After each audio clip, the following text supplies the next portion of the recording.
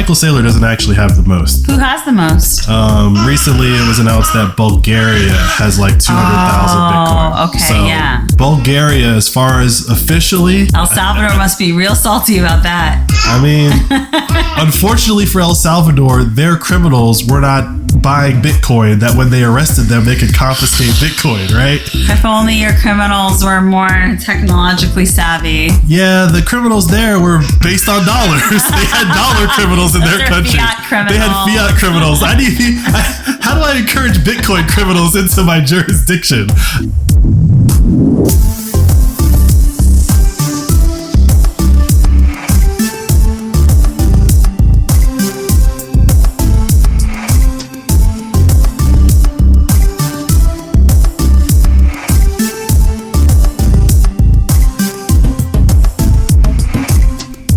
You're listening to the Flirting with Bitcoin podcast. I'm Mandana. I'm Ian. That's Keon. And we're the Receffies. My husband loves Bitcoin, and once a week I let him talk my ear off about it. Yeah, I'm a real cheap date. Cheap maybe, but it's a lot of work. If I'm gonna do something, may as well do it the best way possible. And Flirting with Bitcoin is audience funded without ads or sponsors. This ain't your grandma's podcast. This is podcasting 2.0. But we can't do this for free, babe. We have Bitcoin to buy and a new mouth to feed. See? Our son agrees with me. If and when people enjoy the show, they can support us by giving us a review on Apple, Spotify, or wherever they're listening. They can share episodes on their social media, and of course, they can send us some money. Obviously, I prefer Bitcoin, and the best way to send us some is through our two favorite apps, Strike and Fountain. Let's explain how that works at the end of the episode for anyone curious. Sure, babe. But I still like real money, and so if you want to support us... Babe, Bitcoin is real money. Sure, but if you want to support us with old school money, go to flirtingwithbitcoin.com and subscribe. We offer monthly and yearly subscriptions that come out to less than $1 an episode. To all our Fountainheads out there, keep making and sharing clips of the show to cash in on our bounty program. Make that money, honey. Y'all ready? Hey, Keon, you ready, baby? Let's go. Hey, Ian. Hey, Mandana. Hola to Spain. Guten Tag, Germany. Good day, Canada. Hola, Brazil. Sawadee, Thailand. Good day, UK. Hola, Argentina. Buongiorno, Italy.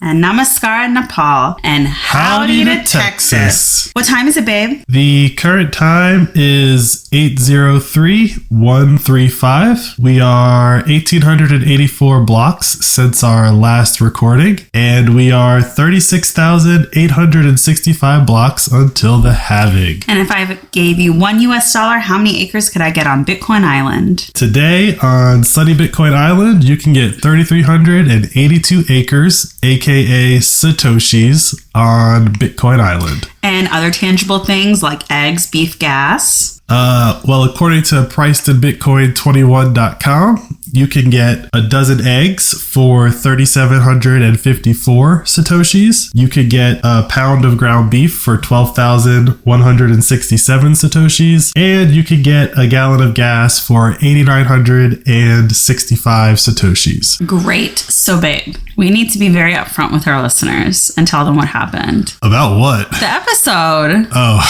there's a lot of things to be upfront about. Guys, there's a lot to talk about.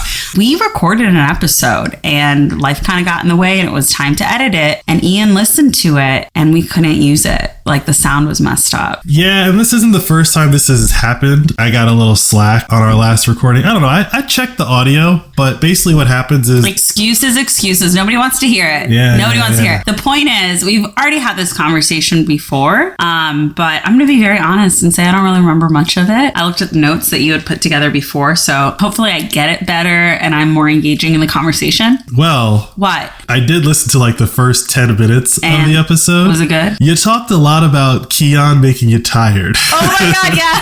That's like the opening 10 minutes of the show. So that's the part of life getting in the way.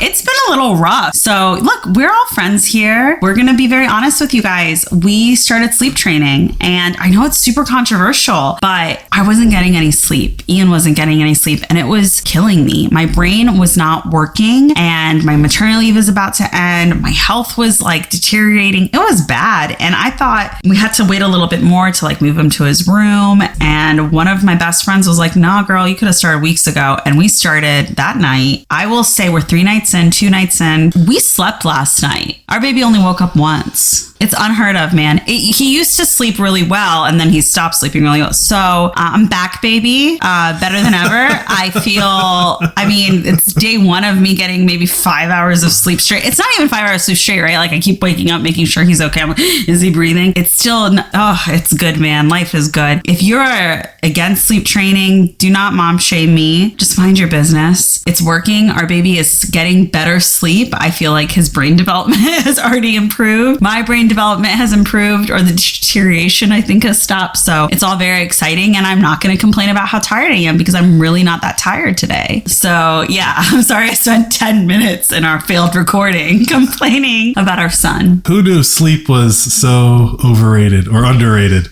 In the grand scheme of things. Ian and I have never been good sleepers, so we were fine. But I think 5.5 months in, we reached our breaking point where we were like, this is just ridiculous. And he wasn't sleeping either. But this is not a podcast on parenting, and it's definitely not one on sleep training. But if you are having this problem, just sleep train your kid. And what someone told me on day 2 of me trying this out was that sleep training is really parent training. And what I noticed was that he overall in the day cries significantly less now that he's like going to sleep. He goes to sleep in 2 minutes now. It worked that quick. So stand firm, be strong. If you're dealing with kid nonsense, and look into it, because I wish I had done it sooner. My baby's only 5.5 months. Mama's back. I did a workout just before this, and Ian came and told me audio doesn't work. And I said, all right, baby's down for a nap. He's going to hopefully sleep for an hour. Let's do this. So hopefully the pod will be more consistent. You're welcome, everyone.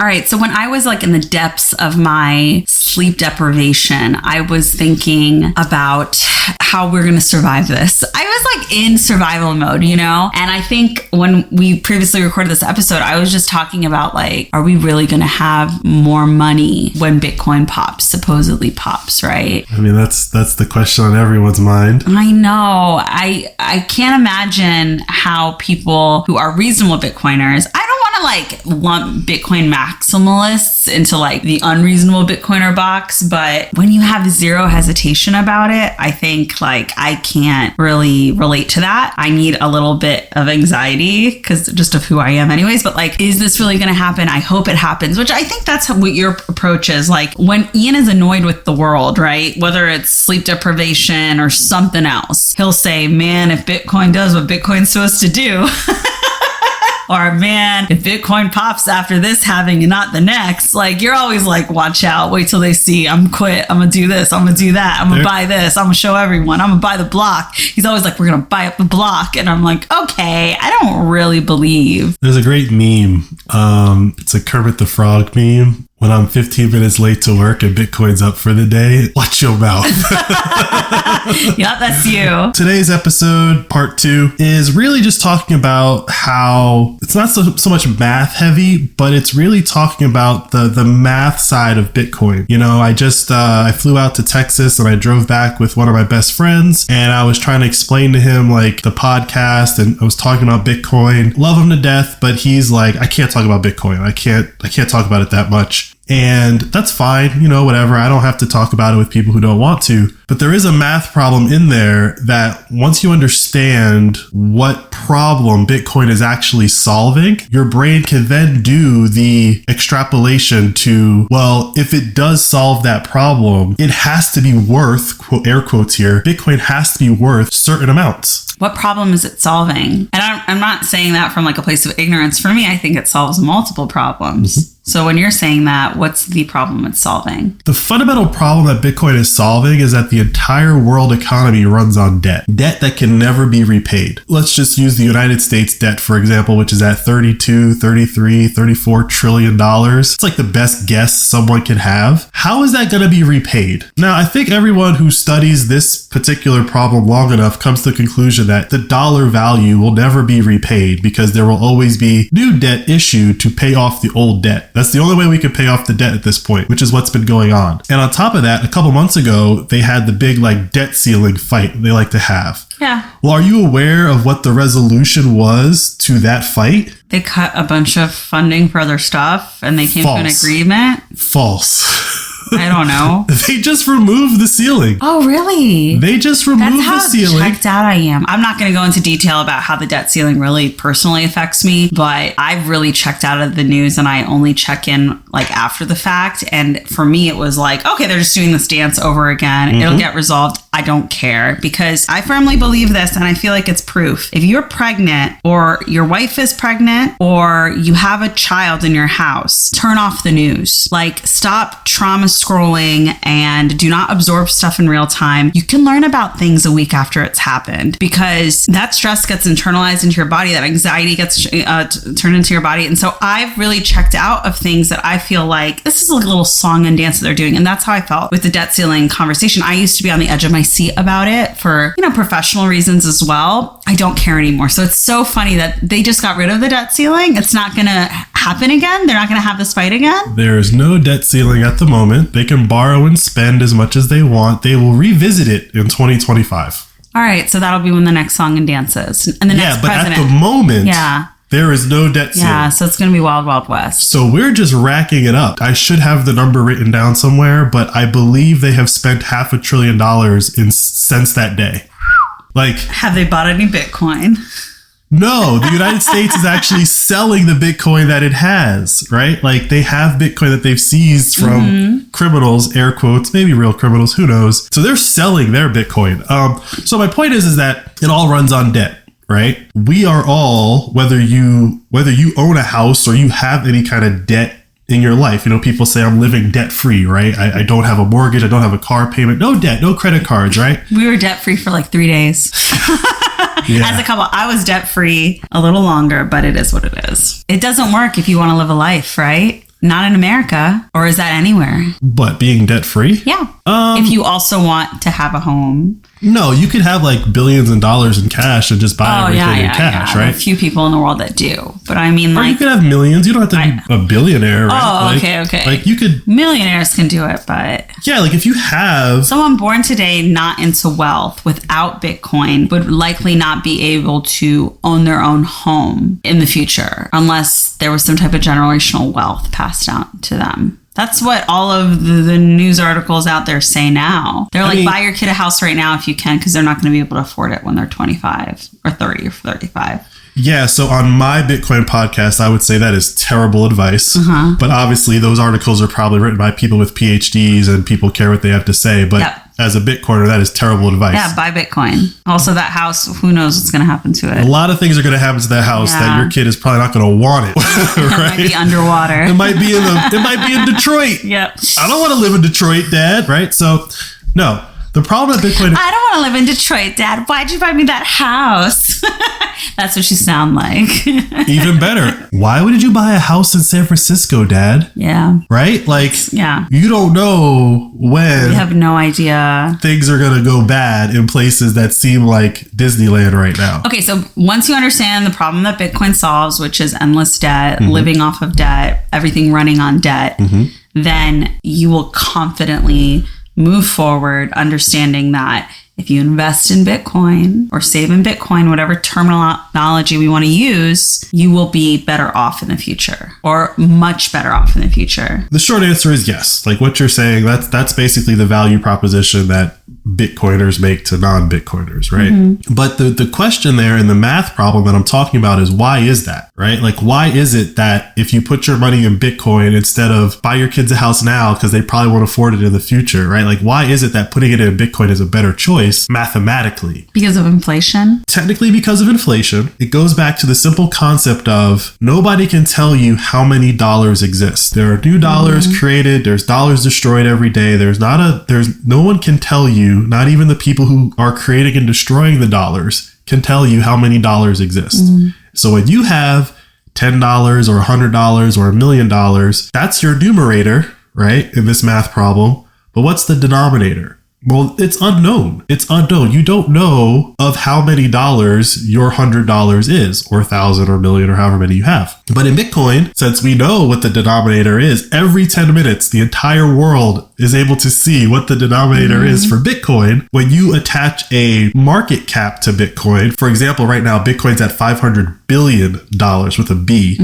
It's a very simple math problem to say, well, what is one Bitcoin worth? And then what is my Bitcoin worth? Right? But when all of these people who have assets, houses, stocks, bonds, corporate real estate, treasuries, whatever the asset classes you want to talk about, they're all figuring out what Bitcoin is. I think BlackRock and their spot ETF is like the big example that we're talking about. But there's a million little millionaires that are figuring this out right now also, right? And when they decide to dump an asset, let's say they're selling their treasuries or they're selling their corporate bonds or they're selling their real estate portfolio of rental properties that they own, and they push it into Bitcoin, because that denominator is fixed, everyone is fighting over the same amount of Bitcoin. Everyone is converting their fiat assets or their assets that are priced in fiat to Bitcoin. The reason why they're doing that is because Bitcoin sits outside of the fiat system. It may not appear that way to a lot of people. It seems like it's another thing you can buy, just like you could buy a house with dollars, you could buy a car with dollars, you could buy stocks and bonds with dollars, and then you could buy Bitcoin with dollars. The only difference is that when you buy Bitcoin, the thing that you purchase actually sits outside of that debt-based economy. And that's the problem that Bitcoin is solving, is how do I exit this debt-based economy?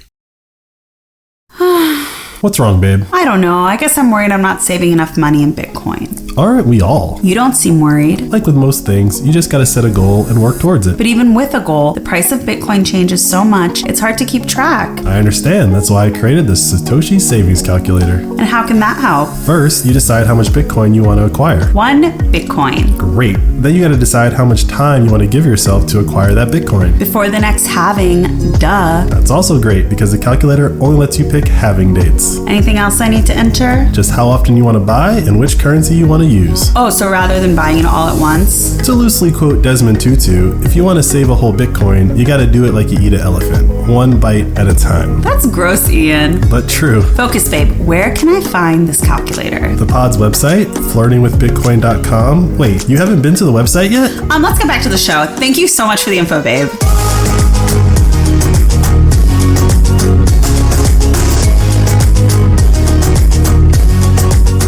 Okay, so we are back, and this time we have Keon joining us because he woke up from his nap.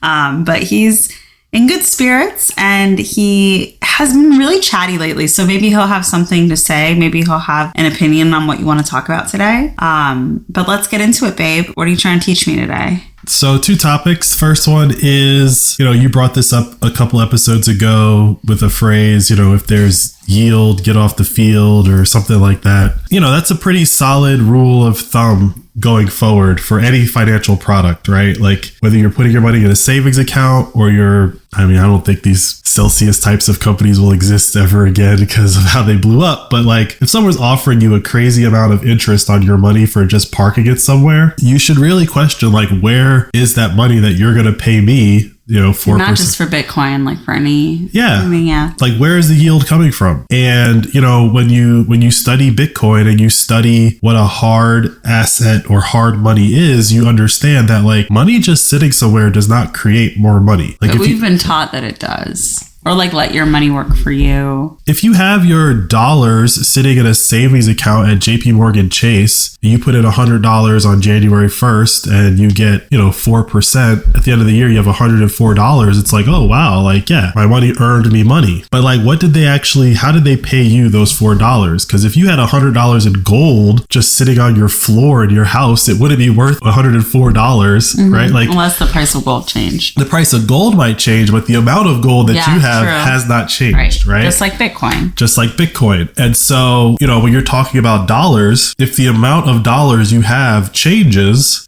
that's also indicative of... So like just making $4 doesn't necessarily mean you even made money, because with inflation, it's probably not even keeping up today. Yeah. Maybe like 10 years ago, that $4 was you in the green, but you're probably in the red now after a year. Yeah. Like inflation, if you listen to the official media, is at sub 4% So technically you'd probably be ahead. Break even.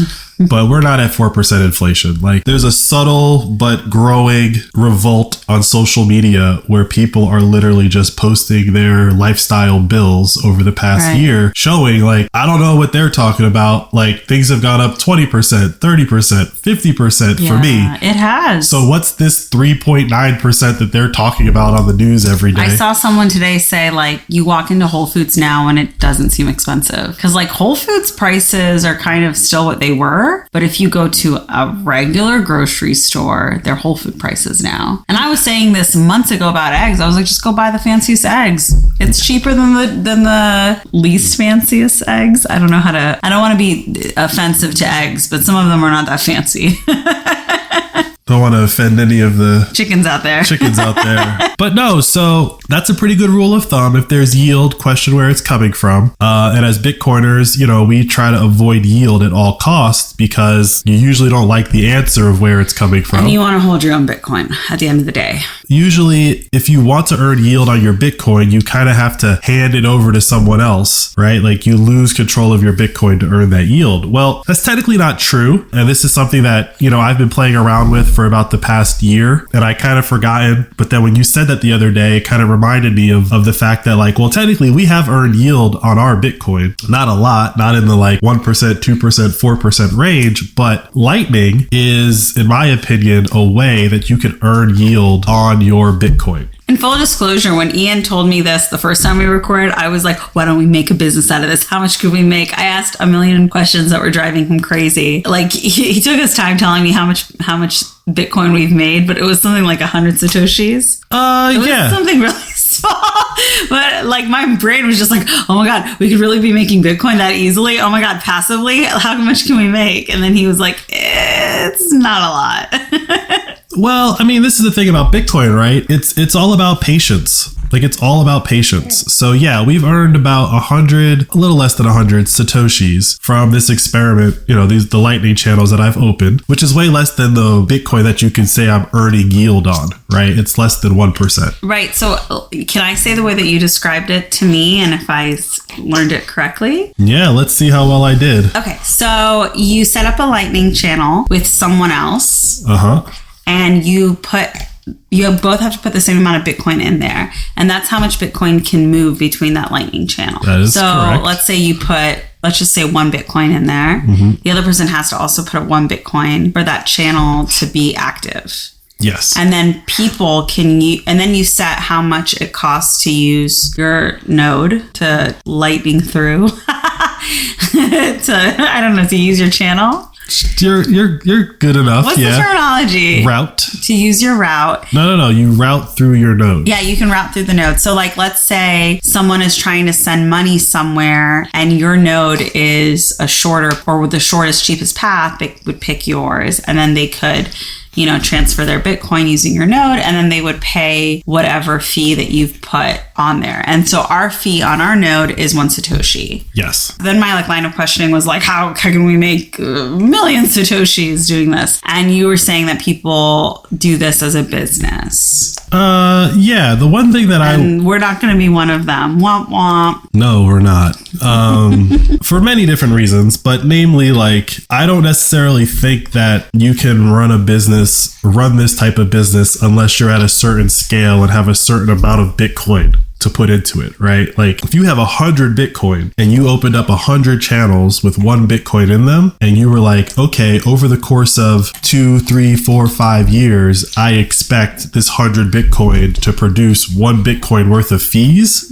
That's 1%. Yeah, that's a lot of work. But there's no other way to safely earn yield, right, on Bitcoin, because this is still your Bitcoin. You're not giving it to anyone else. It's still yours. It's still in your control. But the point that I'm getting at is earning yield on your Bitcoin in this fashion. It's passive, but managing all of those channels is work. Because what happens is that eventually, even though the channel is open, no one can route through you because it's out of balance. And I won't get into the technical details of that, but I'll just say, like, it takes work to keep all of your channels balanced all the time. There's maintenance. Let's not set it and forget it. So people are building the tools and the different services and products where it becomes more set it and forget it. But Lightning is so new. It's like 2 years old, right? The age of it is all relative. The point that I'm getting at is like, if you want to be in this business, like you still have to build stuff, right? And so you have to have a large amount of money if you're going to say, well, I'm going to pay for the building of those things from the revenue that I'm generating off of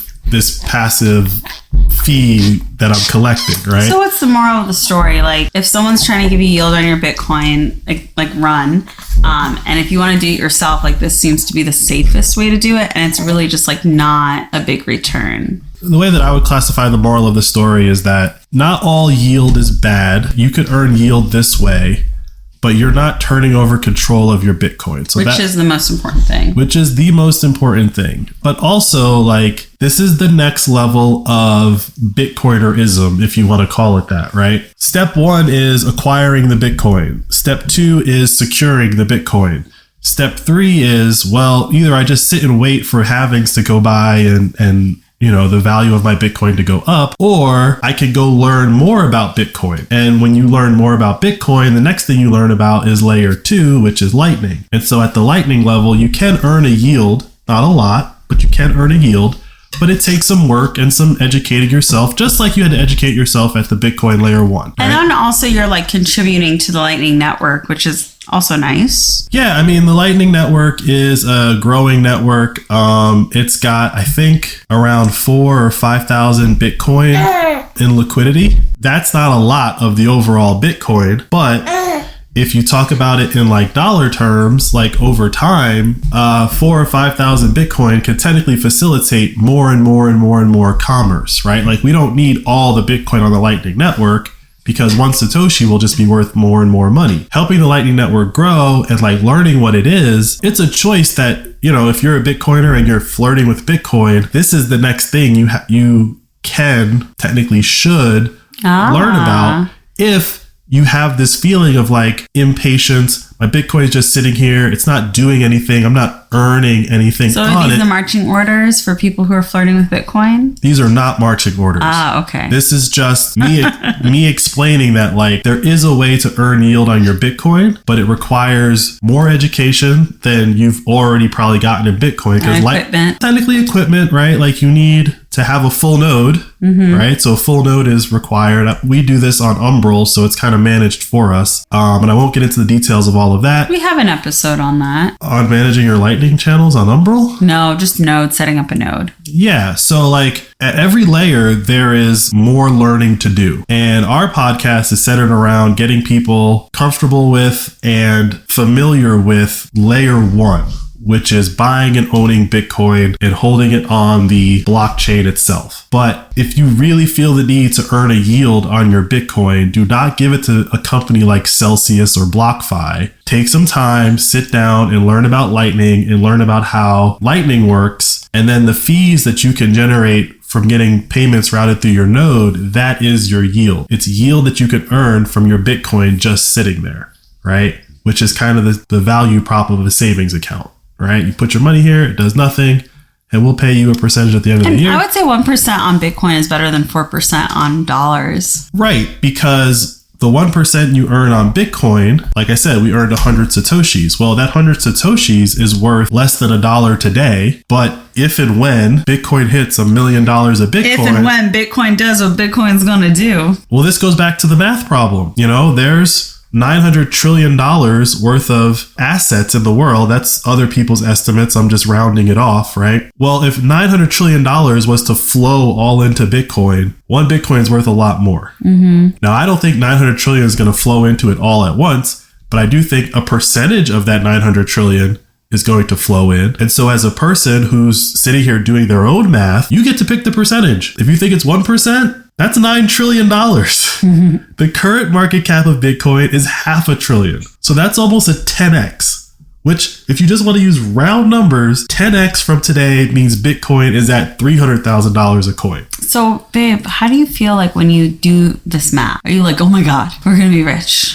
No, I don't look at it like, oh my God, we're going to be rich. I look at it like, this is one of the things that I pieced together in my head when I was driving back with my buddy on this past this past weekend. My buddy's super successful. He's building like an amazing business right now, and he's earning a ton of money. And it's a lot of work. I'm not a person that shies away from hard work. Like, I don't mind working hard, especially if I could see the path from A to B, and it's like, okay, let's do all of that work and then we'll be successful. What I see when I do the math with Bitcoin is like all of the work that I've done in my life is technically in Bitcoin already. That's very hard to explain, but like none of us who are living in the current fiat system have actually ever reaped the true value of all of the 8-hour days, 9-hour days, 12-hour days that we've put in. None of us have reaped the actual true value of that brain power and or labor, whether you were digging a ditch or writing software. A lot of the value of that labor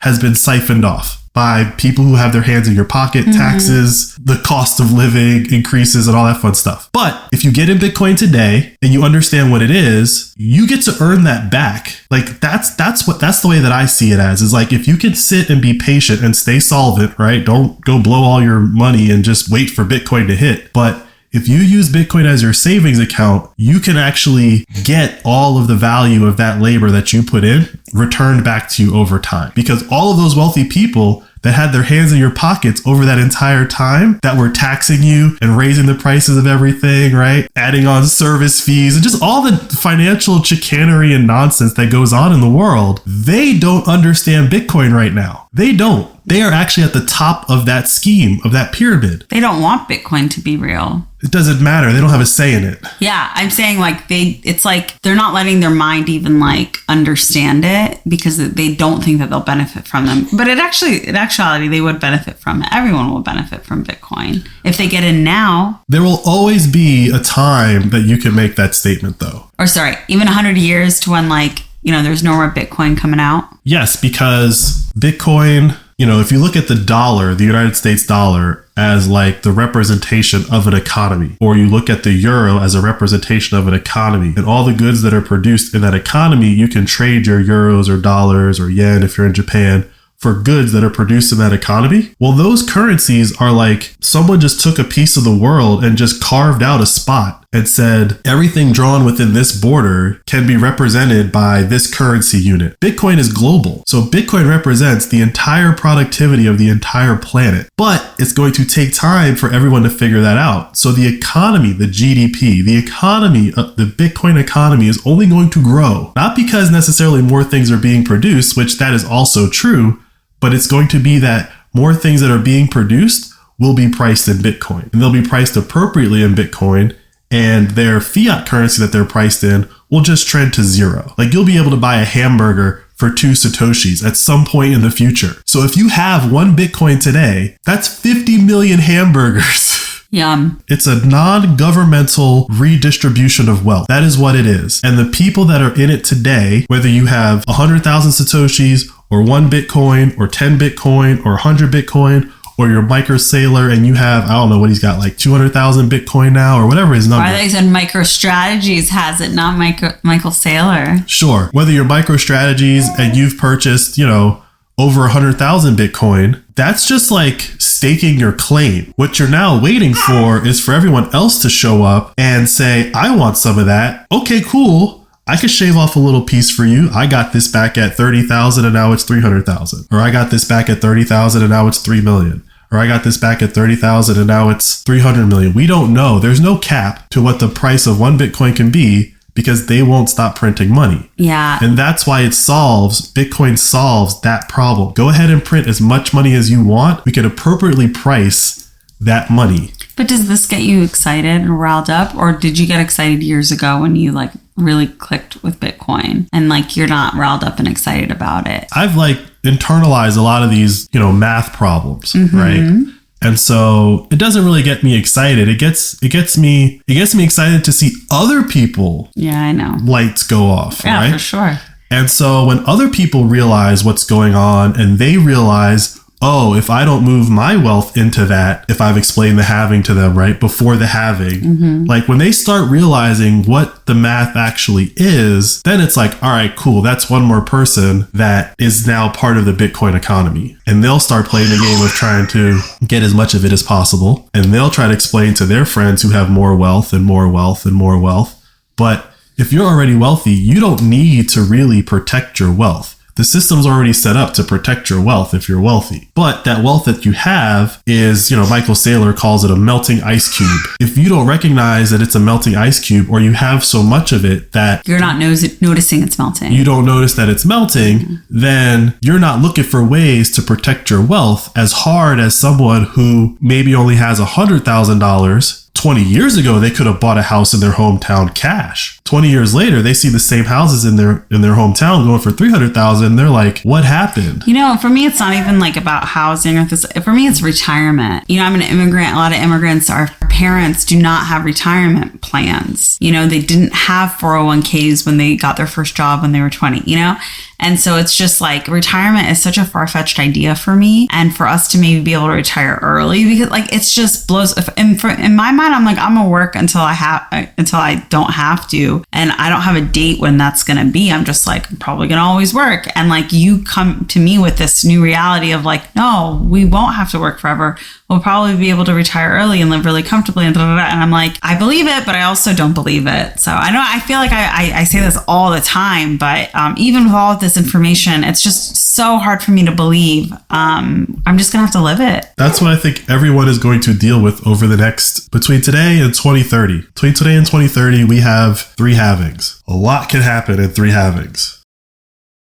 Episode is going well, yeah? I think so. Wish I had the time to make some clips to promote it. Yeah, but you don't. That's why we pay our listeners to do that. How does that work again? When someone makes a clip on Fountain, we send them some sats. But give me the fine print, baby. It's $250 for the current episode and $100 for the older ones. And also if they tweet it out, right? They gotta use the hashtag Flirting with Bitcoin clips and post it on Nostr for me to see it. Then I'll zap those same amounts. That's pretty generous, babe. Our listeners are pretty generous with their time making the clips. Well, isn't this just a lucrative love fest for us all? More like it pays to listen to the Flirting with Bitcoin podcast.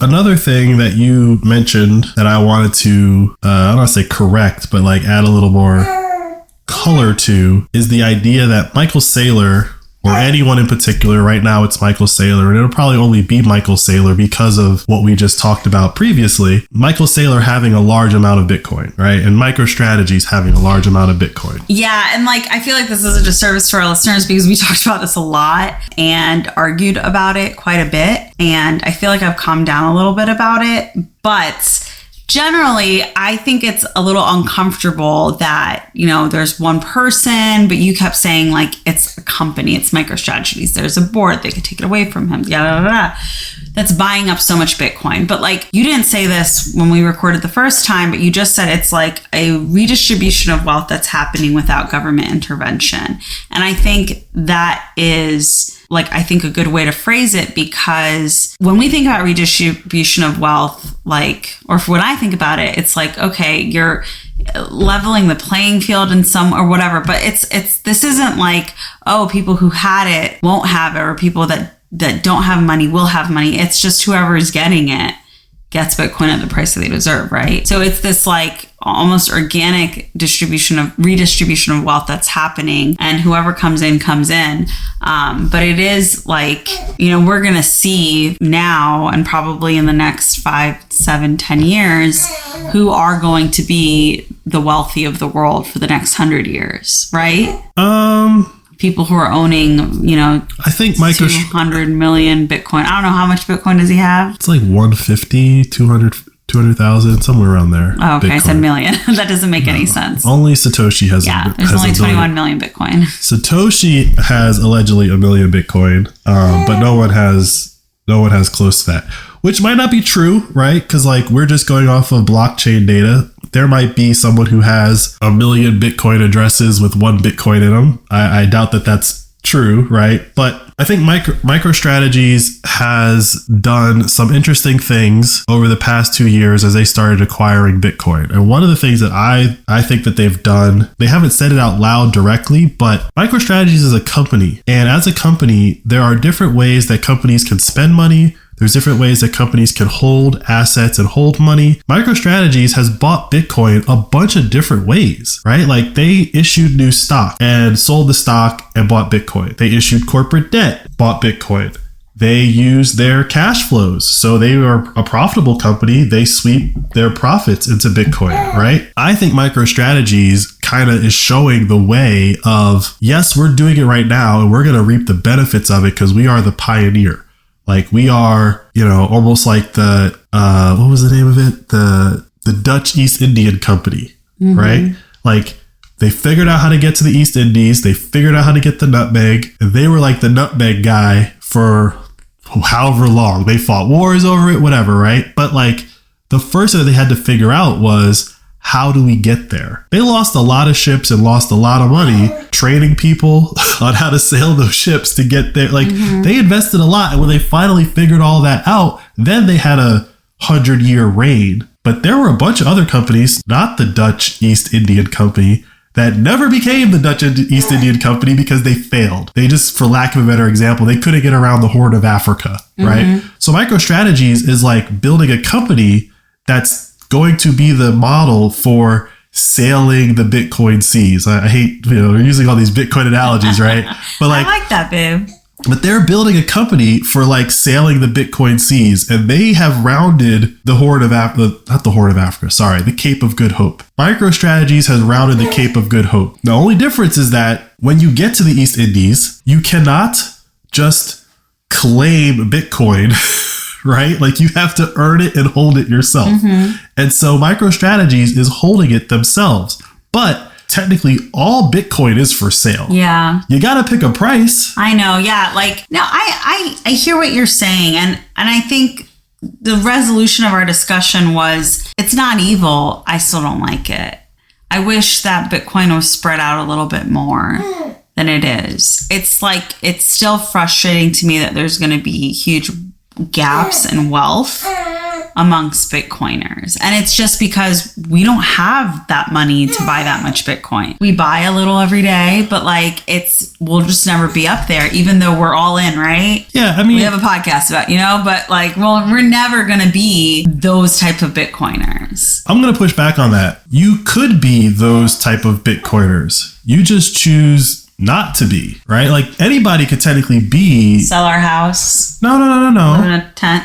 No, because what you're saying you don't like is the fact that MicroStrategies, Michael Saylor via MicroStrategies has purchased an inordinate amount of Bitcoin compared to everyone else. And what I'm saying is that you could start your own business. You could produce multi-million-dollar revenue cash flows and buy all the Bitcoin. You could do this. Maybe not at the 100,000 Bitcoin level that he's doing it at, because he's doing it in this particular epoch, right?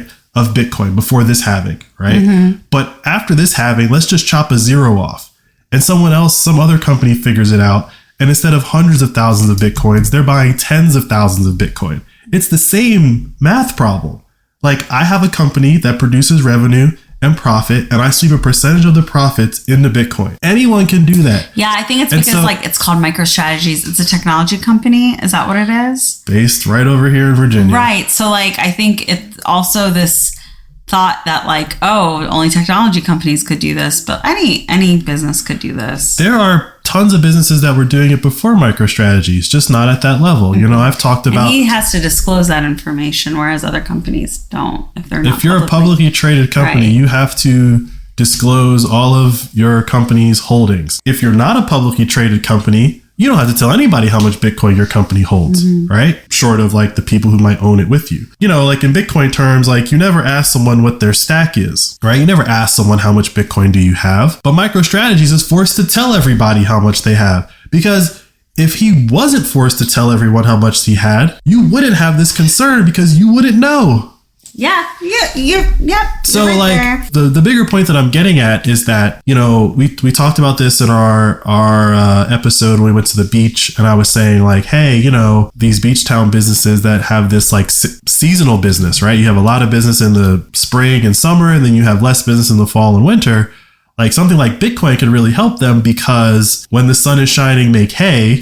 When you're really busy, you sweep all those profits into Bitcoin. Yeah. And then you're not holding a melting ice cube during the off season, right? So like that strategy is for everyone. It's not a micro strategy. It's a macro strategy. Yeah, I think. But Well, actually, I don't know if there's a but, but I think they do have a macro strategy entity somewhere in there. Give me just credit. I didn't know that. Okay. I deserve credit for that great joke.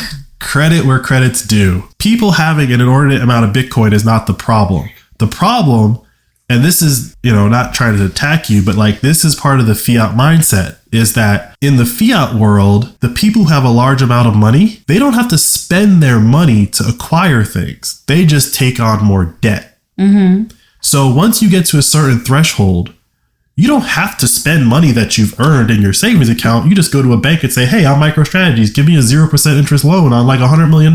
That's what they did to buy some of their Bitcoin, right? So you're saying in the future, they're going to have to spend their Bitcoin. I predict a future where, in my business, we're a fintech and we deal with like credit scores.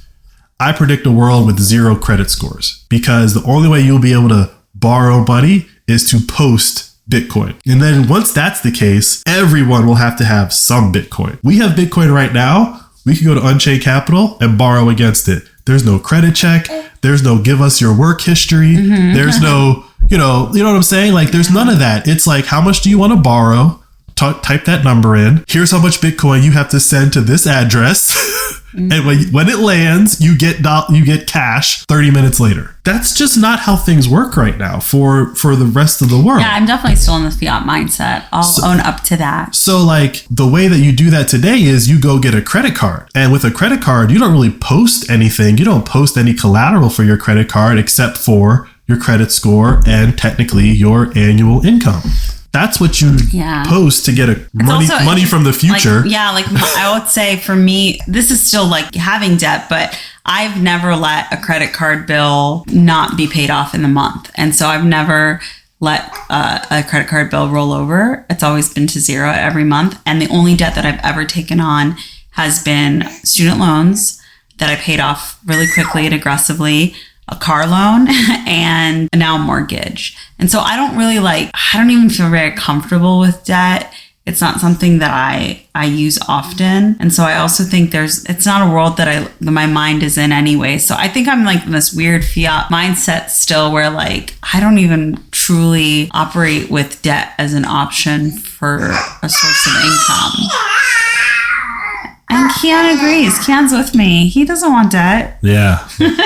Yeah, no, he's not going to have debt. I was talking about this with my buddy on the ride. Like, he wasn't saying Bitcoin. He was saying dollars, but it's the same concept. We could hire Keon to be the face of the Flirting with Bitcoin podcast, right? And we take some pictures of him, and those are like our yearly, like, thanks for listening cards, right? Mm-hmm. Okay, cool. I forget the number. I think it's $10,000. Yeah, you can employ your child and pay them tax-free, right? Yes, that's what I'm driving at, right? Yeah. So I think the number is $10,000. Mm-hmm. So let's just say we're going to pay Keon $10,000 and you slam it directly into a Roth IRA for him. Mm-hmm. And you let that grow for 18 years. Or technically, since it's a Roth IRA till he's 60. Stay, yeah. So he's got 60 years of growth on money that he got for taking some pictures that he didn't even know about. Yeah. That's what rich people do for their kids. Right. It is. Right? Now take it to a step further. Put $10,000 worth of Bitcoin into his Unchained Capital Roth IRA, right? Like you just do it with Bitcoin. Yeah. And the gains are... And he can pull it whenever he wants. Well, if you do it in a Roth and Unchained, it's still the same rules. Still the same. But if you don't do it with a Roth and you just buy $10,000 worth of Bitcoin for him and put it somewhere, right? Like it's tax free. He doesn't have to pay tax on that income, right? That's the difference. That's where you get it. So to get it into the Roth, you got to pay him and then the taxes and all that stuff. He's all about this. He's like, that sounds good. But the point is that like, that's what wealthy people do. It's funny that you say that because my sister sent me a video the other day about, I don't know, is it the 528? He ain't getting that. Right. And so she sent it to me and I was like, Ian would just say to buy Bitcoin. And she was like, I knew you would say that. And I said, then why did you send me this? But we are not going to give the government more of our money. Technically, that's giving the government your money, but that's just, it's like a gift card, right? Like you take perfectly good money that you can spend anywhere, and then you put extra rules on it. Yeah. They say, I can only spend this at certain locations now. It's like, what if I just want to buy one of those hamburgers? I can't, right? Unless I buy it at a college. Mm-hmm. So no, like anything that puts additional rules on your money already has a ridiculous amount of rules on it anyway. don't put any more rules on your money. The trick that gets everybody is that they lure you, just like banks lure you to give them your money with interest rates, right? Government lures you to lock money away with tax deferral. Right? Tax games. Yep. So this is how the game has been played, where wealthy people, rich people, either they know how it works or they have enough money to pay people that know how it works. And they set it all up for them and they manage it all for them and they go out and run their business. And then they just end up with a bunch of tax deferred money for their kids and trusts and all the stuff that you can do, right? Well, there's a new alternative, which is Bitcoin. Kiana's just being so cute right now. Like with Bitcoin, you don't have to know any of those sneaky rules if you're willing to just hold on to it. Yeah, and you don't have to think like, oh my God, am I not doing enough? I think that's also like, this is a game, right? And people want to think that they're having the best strategy and they're finding all the loopholes and they're doing the best things for their kids and their families. It's exhausting. What if you make the wrong decision? It's exhausting and it's not designed for you. Right? Like it's just not. You know, you can set up these college funds. You can do the little hire your kid and put it in a Roth and let it grow for them forever. Right? Like you could do all of that. There's no guarantee that by the time they get to whatever the age limit is for their Roth, that the age limit hasn't changed. All right. Does that mean you think that with Bitcoin there's a guarantee? I think that there's a guarantee that the rules will not change. That is the current problem that we live in, is that the rules constantly change. And then everyone has to shuffle what they're doing to account for the new rules. But like with Bitcoin, the rules are the rules. There's only 21 million or 2.1 quadrillion Satoshis. Everyone goes out in the world. They do whatever they feel like doing. Now, some people do jobs they don't like. Some people, pursue passion projects. That's up to you. Whoever has the most Bitcoin at the end of the day wins. And that's Michael Saylor. But Michael Saylor doesn't actually have the most. Who has the most? Recently, it was announced that Bulgaria has like 200,000 Bitcoin. Okay, so yeah. Bulgaria, as far as officially... El Salvador must be real salty about that. I mean, unfortunately for El Salvador, their criminals were not buying Bitcoin, that when they arrested them, they could confiscate Bitcoin, right? If only your criminals were more technologically savvy. Yeah, the criminals there were based on dollars. They had dollar criminals in their country. Fiat criminals. They had fiat criminals. How do I encourage Bitcoin criminals into my jurisdiction?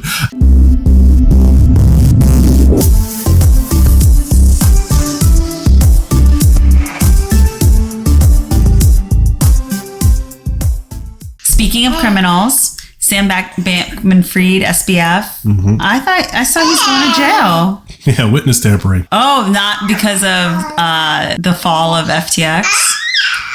So he's out on bail. Yeah. While out on bail, he was witness tampering. They revoked his bail. He's in jail. And his trial's in October. Trial still hasn't happened yet. So I thought he had been freed, but... No. He's not freed. Charges weren't dropped.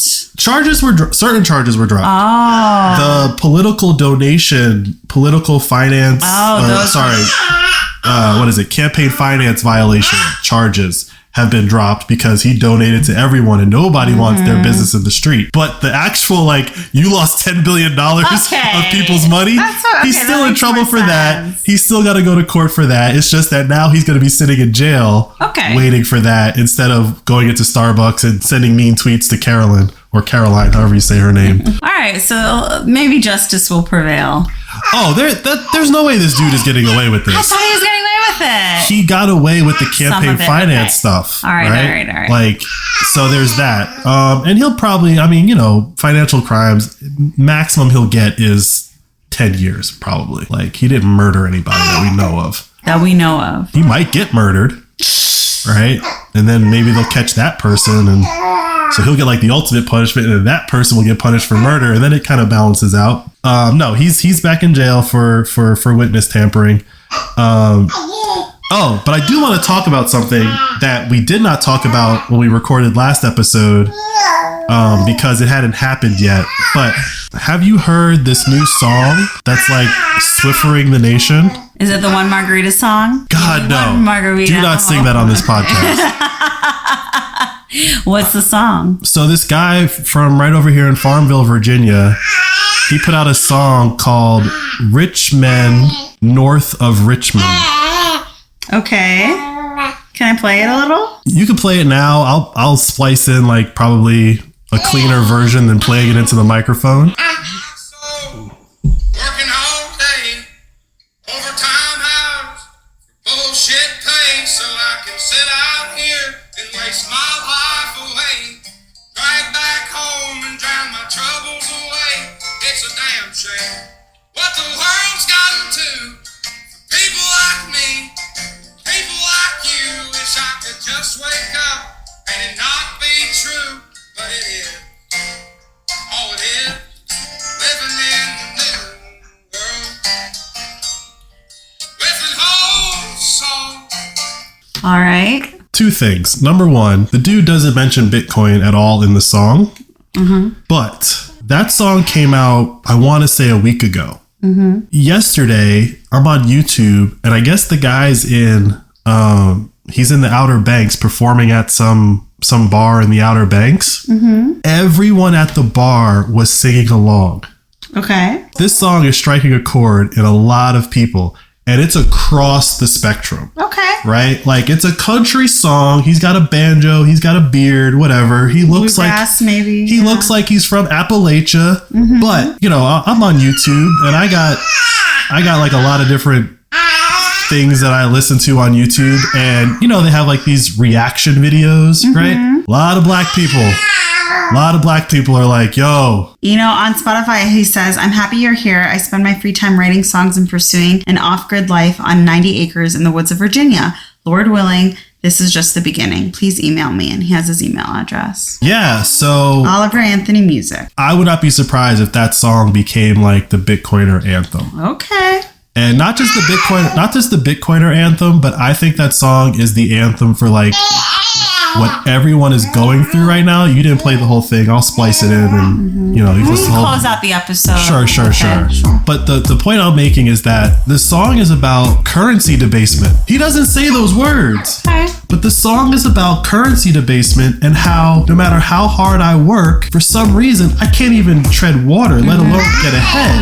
Yeah. And so as I was listening to it, I was like, I don't know if this guy's a Bitcoiner or not, but like anybody who that song strikes a chord with should be able to understand Bitcoin. And when I saw the reaction to this song, I was like, there are so many latent Bitcoiners out there. They're not there yet, but if you identify with this song and you really feel like what this guy's saying in this song, then do I have a solution for you? It's gonna take time. It's not gonna solve your problems tomorrow. But if you truly understand what he's saying, there's a way that you can maybe ensure that your kids don't have to sing that song, right? Here's hoping. All right, so let's close out this episode with you playing the full song. Hopefully he doesn't get mad at us for adding it to the episode. Well, so I say all that to say, like, obviously he's super busy right now. His song blew up. He's got a bunch of other songs that I listen to. They're actually pretty good. Like, he's pretty good. Like, yeah. I would like to get this guy, you know, set up where we could stream sats to him, right? Because part of the Bitcoiner education is like all the money that he's gonna make from this is gonna be in dollars. True that. All right, let's make it happen. I hope you guys like the song. Thanks for listening this week, and I hope Keon was more cute than annoying.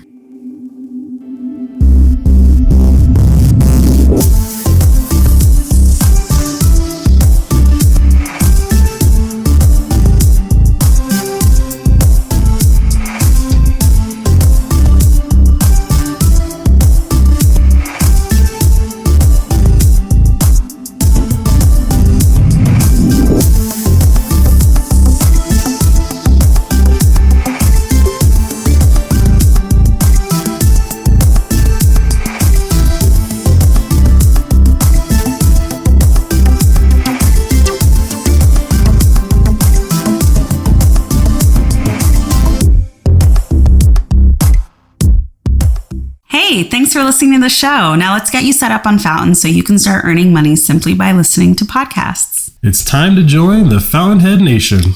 Go to fountain.fm to download the app onto your phone. Once you've installed the app and have set up your account, search for Flirting with Bitcoin and follow us. You should also be able to find and follow every other podcast you listen to as well. Listen to our show and episodes from your other favorite podcasts to earn your first sats, which are fractions of a Bitcoin, and keep an eye out for our promoted episodes on Fountain's homepage. We promote every episode so you can earn up to 100 sats just for listening. Yeah, that's right. Your attention's valuable to us. You're not just a set of earballs we've collected for advertisers. You can use the sats you've earned to send us a boost, which is like a little payment with a message. We are very active and respond to almost all the boosts we get. Every episode, we also give a shout out to the top boosters from the previous episode. And if you want to support us or other podcasters with more sats than you earn, you can top up your Fountain wallet with a bank card or a lightning transfer from apps like Strike or Cash App. The easiest way to learn is to just get started. If you have any trouble or questions, go to support.fountain.fm. The team is extremely helpful and responsive. That's it. Now you're all set up for Podcasting 2.0.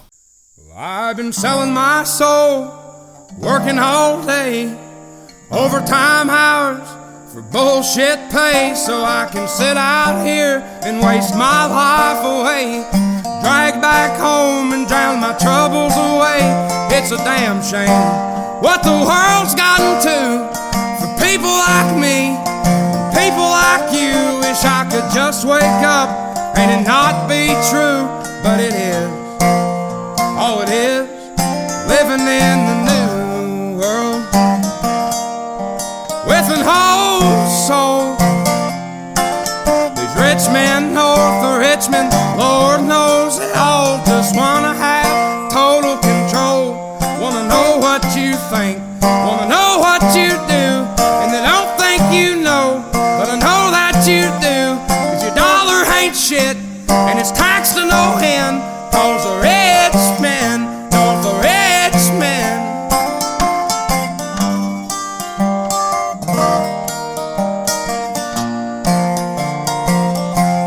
I wish politicians would look out for miners, and not just miners on an island somewhere.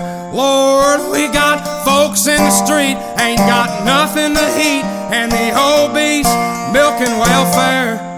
God, if you're 5'3" and you're 300 pounds, taxes ought not to pay for your bags of fudge rounds. Young men are putting themselves 6 feet in the ground, 'cause all this damn country does is keep on kicking them down. Lord, it's a damn shame what the world's gotten to for people like me, people like you.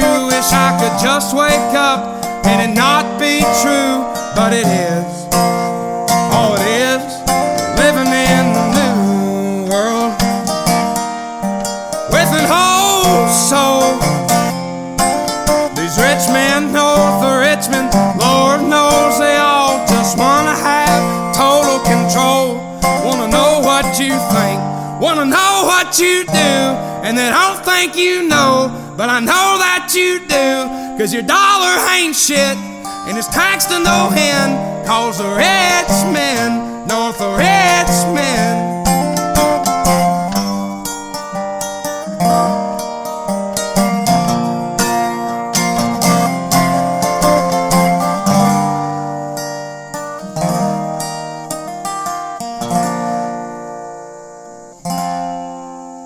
I've been selling my soul, working all day, overtime hours for bullshit pay.